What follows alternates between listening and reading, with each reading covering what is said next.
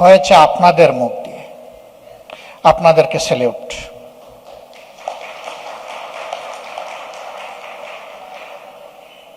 এ বিষয়ে একবারই ইতিহাস রচনা হয়েছে, এটা অক্ষুণ্ণ থাকবে, যে যত চেষ্টা করুক।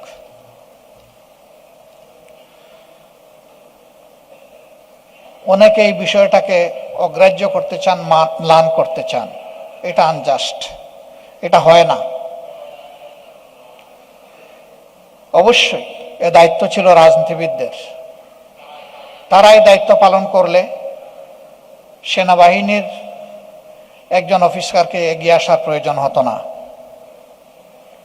তারা এই দায়িত্ব পালন করেননি বলেই সেনাবাহিনীর একজন অফিসার এই মহান দায়িত্ব পালন করেছেন। জাতির জন্য তার এই অবদান কেউ অস্বীকার করলে আসলেই নিজেকে ভুলে যাওয়ার শামিল হবে। এই জাতির গর্বের দৌড়ে আরো কিছু নাম অবশ্যই গৌরবের।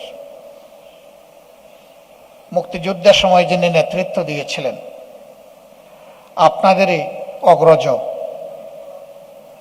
জেনারেল আতাউল গনি উসমানী, তাকেও এই জাতির মানুষ পর থেকে ভুলিয়ে দেওয়ার চেষ্টা করা হয়েছে। তার জায়গাটার স্বীকৃতিও দেওয়া হচ্ছে না। স্বাধীনতার পতাকা প্রথম উত্তোলন করেছিলেন একজন যুবক,